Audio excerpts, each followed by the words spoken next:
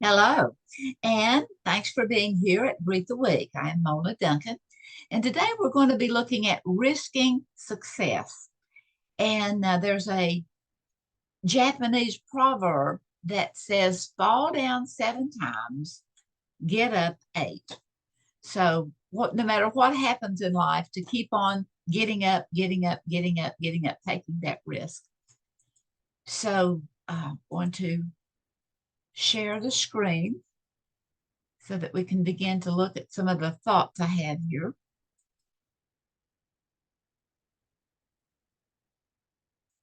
On how to risk success. So, uh, there's doors all in life. Some of them are literal doors that we can open and walk through, and some are the ones that we have in our mind or in our heart or in our own being that we think we can't open and walk through. So few people are brave enough to explore the unknown, and I must admit that I am one of those. That there have been times that I have to really think things through before. And sometimes I say no to it, and sometimes, but life is risky, and comfort zones are comfortable. And so sometimes we can just become too comfortable. But even with that comfort, there is still poetry that is unwritten. There are still stairways that are unbuilt. There are innovations that have not been founded. And there's ordinary space that has not been explored.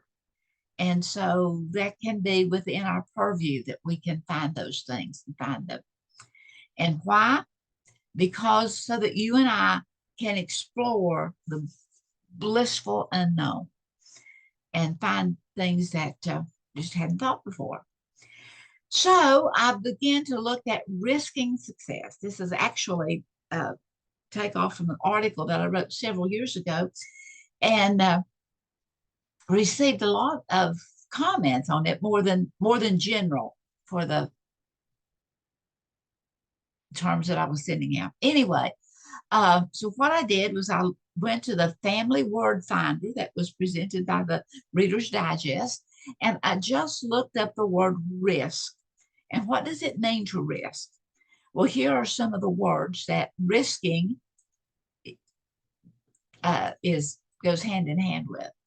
That there can be thoughts that are contradictory, that there can be things that it seems so inconsistent from what we're really wanting as to what may happen. There are things that is in opposition to it, that the thoughts, what we want to do and what we looked at doing, it becomes incongruent and it's ambiguous. And so as I thought about that, those words, also in the back of the mind, I kept hearing echoes of things that people would say, such as, I had a person tell me, when I began to give up control, I found control.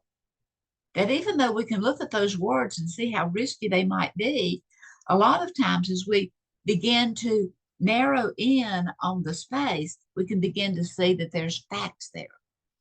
Another one said, I don't know when it happened, but I have changed. I had another that says, I didn't think I could, but I'm beginning to see that it is possible. A change in thinking really does make a difference. And that each time I step forward, it gets easier. So it's looking at the fact that even though we may look at life as being fearful and ambiguous. Anyway, I wanted to look at the brain and the body because they are, well, they kind of work together and they kind of don't. Anyway, again, it's back to just looking up words. So, what does psychology mean? What's the definition of? What are some words that goes to defining what psychology means? Well, it's the mind, and the mind, of course, thinks. It's the mindset. We can kind of get some things said in there that we don't want to let go of. It's the makeup. It's a sensibility. It's our consciousness, whether it's well aware or not so well aware. It's our attitudes. It's our feelings. These are just dictionary definitions of the word psychology. Well, what about physiology? What It's the bodily processes, and that's from indigestion, it's from elimination, it is from, it's the body processes, it's the healing, it's the getting sick, it's the makeup, the composition, the working, the structure. And so the definition of psychology and the definition of physiology, putting them together, they both work together to change the activity of the brain. And to look at it from another direction, any change alters the physiology as well as the psychology. Psychology and physiology changes the activity of the brain, and therefore the change alters the physiology and the psychology. And then we have this little thing called the autoimmune system. And it is in there and it can get confused. And it attacks the body often to try to solve some kind of a problem. It's going to attack something. And sometimes that's for the benefit, and sometimes it is not for the benefit. So someone falls off of a ladder, and the body will begin to shut down some functions so that the body can, so that the person can live. If someone is bleeding, there are some systems in the autoimmune that will begin to shut down so that the body can continue to live and be healed. And so, in thinking about all of this, I remembered a story that I heard one time about perception. And the perception was there was some people that was in the desert, and they had been without water and without food and without nourishment for quite some time. And when they were finally rescued, the rescuers brought some water. They'd been looking for them for some time, but it was salty and it was hot. And there was a couple of people that was displeased with the amount of the water or the taste of the water. And another person that was with them was just so thankful that even though it was salty, even though it was hot, even though it was not as refreshing as you would want on a desert island, on a desert oasis, the person said, well, the difference in you and I is that I tasted the gift, you tasted the water. And so that has a lot to do with the thinking, with the psychology, as well as with the physiology. Are we looking at things? Are we tasting the gift, or are we tasting the water? Are we seeing the mess, or are we seeing the possibilities? So our autoimmune system, again, it attacks the body in an attempt to solve a problem. It is an important relationship that's not working. Could it be that you want someone to do something that they absolutely will not do, or they're not willing to do? And often we don't realize that we have a choice. We just go in with those things because this happened, this had to happen. But because this happened, this does not have to happen. We do have those choices in life. And that the person may be out of your life, but they're not necessarily out of your head. So in risking success, it's just looking back of getting in touch with your inner child. Do you remember what you wanted to be when you grew up?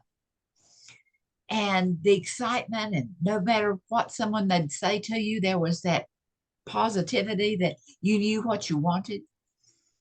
What about that innocent confidence that don't try to change my mind because I know what I know? Those natural gifts that as a child, whether you were looking at those natural gifts and the creativity of being able to see things and dream dreams and go on adventures and march to your own beautiful music.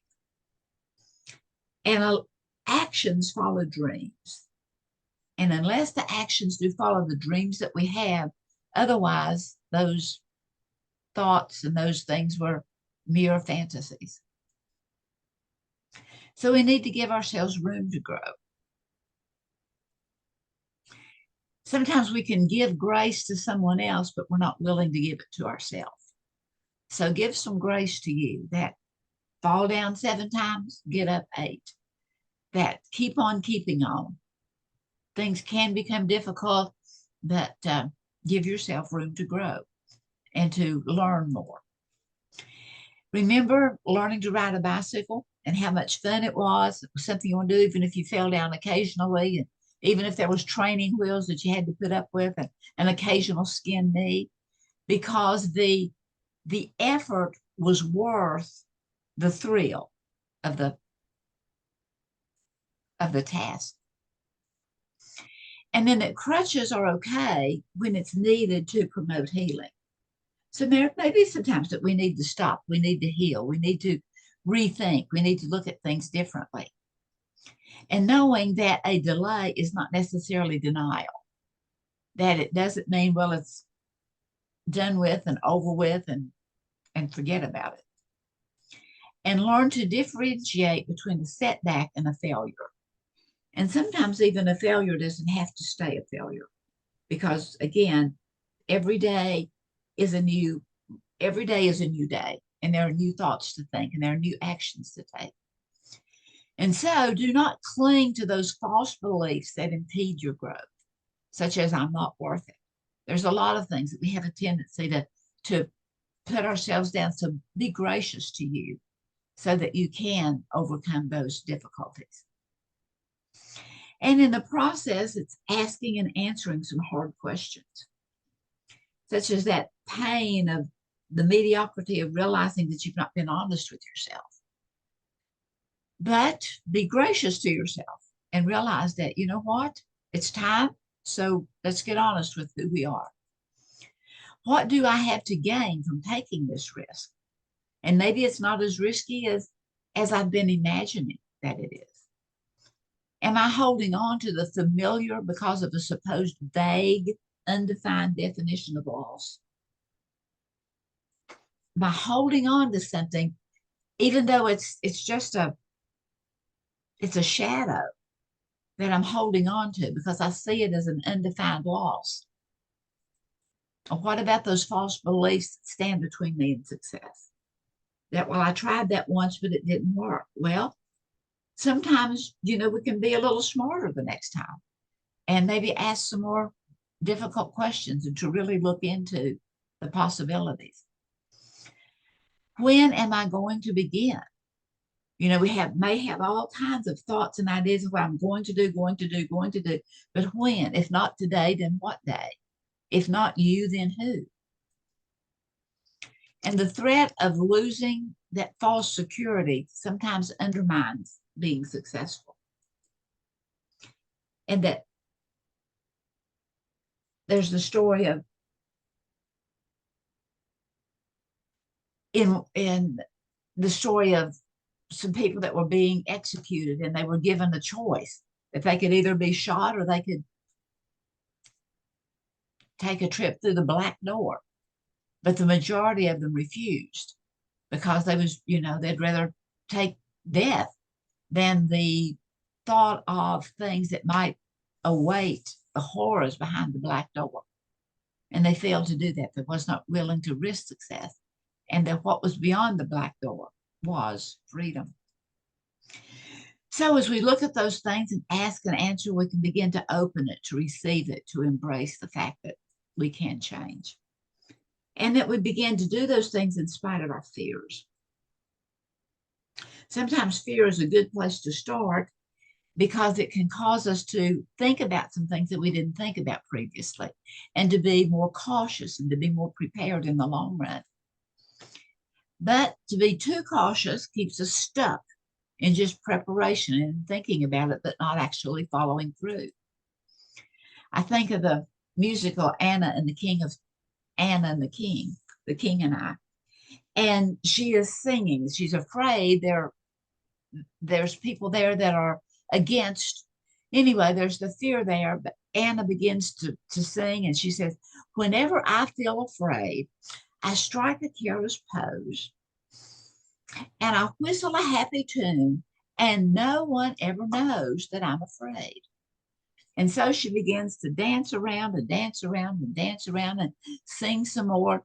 And she stops and looks directly into the video audience, and she says, The result of this deception is very strange to tell. For when I fool the people I fear, I fool myself as well. Now, this is not to be unlogical thinking. It's to realize the fact that we have more possibilities, that we have more abilities than we give ourselves credit for. And that action is the distraction. To begin to realize that maybe I am fooling the other people. But you know what? It's that action that is distracting me from the fears of having fallen before, and maybe I won't be able to get up this time, but maybe I will. And of course, I'm sure you're familiar with the fake it till you make it. But it doesn't have to be a fake. It can be a really genuine self-confidence that, you know what, I can overcome this. I can overcome. And so don't cope, but do overcome. To risk is to exceed one's self-imposed limitations. And we can be pretty good about the I can't, I can't, I can't, I can't. So admit that you are not where you want to be and begin to loosen and loose your pretenses. In every risk, there is a potential loss. So give it some conscious thought. Be well aware of that. Don't go in blindly. And then develop an action plan and then just get in there and take the plunge. And so, like Henry Ford, whether you think you can or you think you can't, you're right. And it goes back up to not only our physiology, but also our psychology. They're really pretty much the same. And so realizing that we can do more than we may be aware of the fact. So thanks for being here and many blessings to all.